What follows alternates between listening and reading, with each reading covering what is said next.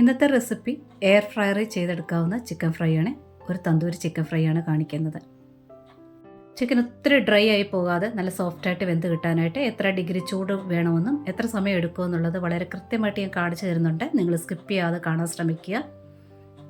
ഇനി ഇത് തയ്യാറാക്കിയെടുക്കാം. ഞാനിവിടെ 1/2 കിലോ ചിക്കൻ എടുത്തിട്ടുണ്ട്. ഇതുപോലെ തന്തൂരി സ്റ്റൈലിൽ കട്ട് ചെയ്ത ഒരു ലെഗിൻ്റെ പീസും അതുപോലെ ഒരു ചെസ്റ്റിൻ്റെ പീസും എടുത്തിട്ടുണ്ട്. നല്ലവണ്ണം കഴുകി വൃത്തിയാക്കി ആഴത്തിൽ ഇത് വരഞ്ഞെടുത്തിട്ടുണ്ട്. ഇതിൽ നല്ലവണ്ണം വെള്ളം കളഞ്ഞെടുത്തിട്ടുണ്ട്. എന്നാലും ആ വരഞ്ഞതിൻ്റെ ഉള്ളിലൊക്കെ വെള്ളം ഇങ്ങനെ തിങ്ങി നിൽക്കുന്നുണ്ടായിരിക്കാം.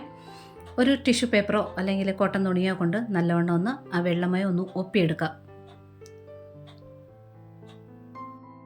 ഇനി ഇതിന് വേണ്ട മസാല തയ്യാറാക്കിയെടുക്കാം. ഒരു വലിയ ബൗൾ എടുത്തിട്ടുണ്ട്. 1.5 ടേബിൾ സ്പൂൺ കാശ്മീരി മുളക് പൊടി ചേർക്കുക. കൂടെ തന്നെ 1/2 ടീസ്പൂൺ കുരുമുളക് പൊടി ചേർക്കുക. ഇനി ഗരം മസാല 1 ടീസ്പൂൺ ചേർക്കുക.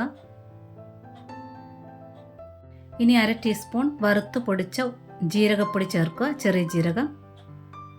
ഇനി ഒരു 1/4 സ്പൂൺ മഞ്ഞൾപ്പൊടി. ഇതൊരു 1/4 കപ്പിൻ്റെ ഒരു 1/4 ഭാഗത്തോളം തൈര് എടുത്തിട്ടുണ്ട്. 1 കപ്പ് ഫുള്ളായിട്ട് 1/4 എടുക്കാം, അതിന് കുഴപ്പമില്ല. ഇനി ഒരു നാരങ്ങയുടെ 1/2 ഭാഗം എടുത്തിട്ടുണ്ട്. നാരങ്ങയുടെ ഒരു കുരു പോലും മസാലയിൽ വരരുത്. കുരുവില്ലാതെ നല്ലോണം പിഴിഞ്ഞെടുക്കുക.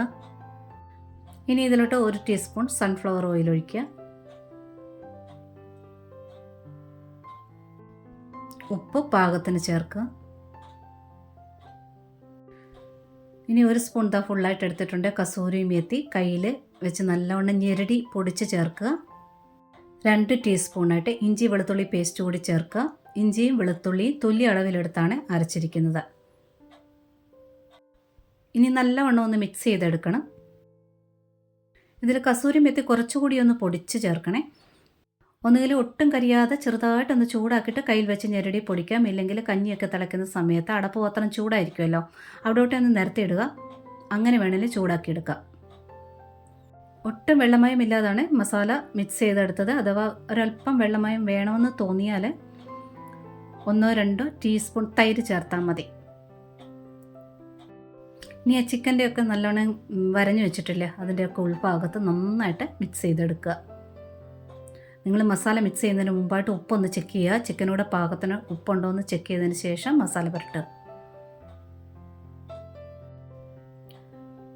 നന്നായിട്ട് മിക്സ് ചെയ്തെടുത്തിട്ടുണ്ട്. ഇതിന് കുറഞ്ഞതൊരു 3 മണിക്കൂർ നേരത്തേനെങ്കിലും മൂടി വെക്കണം. 4, 5, 6 മണിക്കൂറായാലും കുഴപ്പമില്ല. ഫ്രീസറിലല്ല വെക്കേണ്ടത്, ഫ്രിഡ്ജിൽ വെക്കുക. ഇത് ഞാനിപ്പോൾ വെച്ചൊരു 4 മണിക്കൂറായിട്ടുണ്ട്. ഇനി ഇത് എയർ ഫ്രയറിൽ വെക്കാം. ഇനി എയർ ഫ്രയറിൻ്റെ ബാസ്ക്കറ്റിൽ ഞാൻ ലൈനർ പേപ്പർ ഒന്നും തന്നെ വെക്കുന്നില്ല. പേപ്പർ വെക്കുവാണെങ്കിൽ നിങ്ങൾ ഗ്രില്ലിൻ്റെ താഴെയായിട്ട് പേപ്പർ വെക്കണേ. ഗ്രില്ലിൻ്റെ മുകളിൽ പേപ്പർ വെച്ചിട്ട് ചിക്കൻ വെക്കരുത്, നല്ലവണ്ണം നനവുണ്ടാകും. അപ്പം ഞാൻ ഇതിൻ്റെ അടിയിൽ പേപ്പർ ഒന്നും തന്നെ വെക്കുന്നില്ല. നല്ലവണ്ണം എയർ സർക്കുലേഷൻ വരണമല്ലോ. അപ്പോൾ ഞാൻ പേപ്പർ ഒന്നും തന്നെ വെക്കുന്നില്ല. ഒരല്പം എണ്ണ ബ്രഷിലൊന്ന് ജസ്റ്റ് ഒന്ന് തൂത്ത് കൊടുത്താൽ അത് ഒട്ടിപ്പിടിക്കില്ല. എന്നാലും ഒന്ന് ശകലം എണ്ണ തൂത്ത് കൊടുത്തിട്ടുണ്ട്. ഇനി ഇതാ 2 പീസും വെച്ചിട്ടുണ്ട്. നല്ല ഗ്യാപ്പിട്ട് വെക്കുക. കാരണം നല്ല ഹോട്ട് എയർ നല്ലവണ്ണം ചുറ്റിനെ കയറി ഇറങ്ങണം. അപ്പം നല്ല ഗ്യാപ്പിട്ട് 2 പീസ് വെച്ചിട്ടുണ്ട്. ഇനി ഇത് ടൈം സെറ്റ് ചെയ്യാം. ഇനി ഇത് ഞാൻ ഓണാക്കിയിട്ട് ചിക്കൻ്റെ ഫ്രൈ മോഡിലിട്ടിട്ട് 180 ഡിഗ്രിയിൽ 15 മിനിറ്റ്. മൊത്തത്തിൽ എത്ര സമയം എടുക്കുമെന്നുള്ളത് പുറകെ കാണിച്ചു തരുന്നുണ്ട്. അപ്പോൾ ആദ്യമേ 15 മിനിറ്റ് ആണല്ലോ സെറ്റ് ചെയ്തത്. അതിൽ ഒരു 7 മിനിറ്റ് ആകുമ്പോൾ, പകുതി സമയമാകുമ്പോൾ ഞാനത് എടുത്തിട്ടുണ്ട്. ഇനി ഇതിലൊട്ടൊന്ന് ഓയിൽ സ്പ്രെഡ് ചെയ്യാൻ വേണ്ടിയാണ് എടുത്തത്. ഇപ്പോൾ മസാലയൊക്കെ ഒന്ന് ഡ്രൈ ആയിട്ടുണ്ട്. അതിന് ശേഷം ഓയിൽ തേക്കണം. ഒന്നുകിൽ നിങ്ങൾക്ക് ഇതിൽ ബട്ടർ തേച്ച് കൊടുക്കാം, ഇല്ലെങ്കിൽ ഇതുപോലെ 2 ടീസ്പൂൺ സൺഫ്ലവർ ഓയിൽ എടുത്തിട്ടുണ്ട്. ഇനി ഇതിലോട്ട് ഒരു നുള്ളു മാത്രമായിട്ട് ഉപ്പ് ചേർത്തിട്ടുണ്ട്. ശകലം കാശ്മീരി മുളക് പൊടി ചേർക്കുക.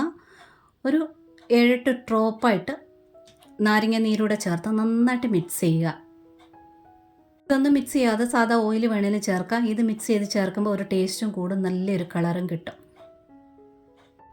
ബട്ടറിലായാലും ഇതുപോലെ മിക്സ് ചെയ്ത് ചേർത്താലും മതി കേട്ടോ. ഇനിയിപ്പോൾ ഇതിൽ നിങ്ങൾക്ക് ഓയിലൊന്നും ചേർക്കണ്ടെങ്കിൽ ഈ സ്റ്റെപ്പ് സ്കിപ്പ് ചെയ്യാവുന്നതാണ്. അപ്പോൾ കാണാൻ ഇച്ചിരി ഭംഗിയും ഇച്ചിരി ഒരു ടേസ്റ്റും ഒക്കെ കിട്ടും ഓയിൽ അല്പം ഒന്ന് തടവിക്കൊടുത്താൽ. ആദ്യത്തെ 7 മിനിറ്റിലാണ് ഞാൻ എടുത്തത്. ബാക്കി 8 മിനിറ്റ് അത് സെറ്റായിട്ട് തന്നെയുണ്ട്. ബാസ്ക്കറ്റ് കയറ്റി വെച്ചാൽ മതിയാകും. ഇതാ ആ 15 മിനിറ്റും അവസാനിച്ചിട്ടുണ്ട്. ഇത്ര മുരിഞ്ഞു വന്നിട്ടുണ്ട്. ഇനി ഇതൊന്ന് തിരിച്ചിടുക.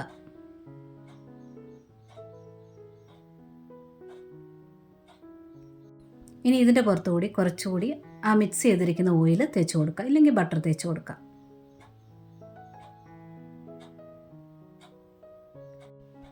ഇതിപ്പോൾ ഏകദേശം ഒരു 75% വെന്തിട്ടുണ്ട് കേട്ടോ ഈ ഒരു സമയമാകുമ്പോഴത്തേന്.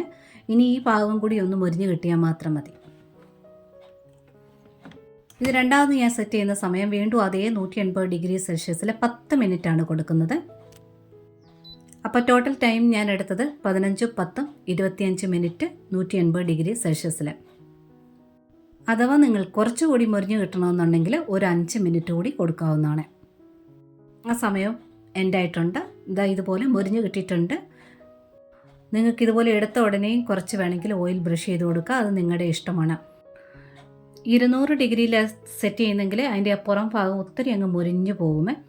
അപ്പം 180-ൽ ഒരു 5 മിനിറ്റ് ആയാലും കൂടുതൽ കൊടുത്തുകൊണ്ട് മുരിച്ചെടുക്കുന്നതാണ് നല്ലതെന്നാണ് എൻ്റെ അഭിപ്രായം. ഇതിൻ്റെ അകമൊന്നും ഒത്തിരി ഡ്രൈ അല്ല, നല്ല സോഫ്റ്റായിട്ട് തന്നെയാണ് ഇരിക്കുന്നത്. അപ്പോൾ പിന്നെ ഇതുപോലെ ഒന്ന് ട്രൈ ചെയ്ത് നോക്കിക്കോളൂ. ഈ വീഡിയോ ഇഷ്ടപ്പെട്ടിട്ടുണ്ടെങ്കിൽ ഒരു ലൈക്ക് തന്നൊന്ന് സപ്പോർട്ട് ചെയ്തേക്കണേ. കൂടെ തന്നെ കൂട്ടുകാർക്കൊക്കെ ഷെയർ ചെയ്ത് കൊടുക്കാനും കമൻറ്റ് തരാൻ, ഹൈപ്പ് തന്ന് സപ്പോർട്ട് ചെയ്യാനും സബ്സ്ക്രൈബ് ചെയ്യാനും മറന്നു പോകല്ലേ. ഒരുപാട് സ്നേഹത്തോടെ താങ്ക്സ് ഫോർ വാച്ചിങ്.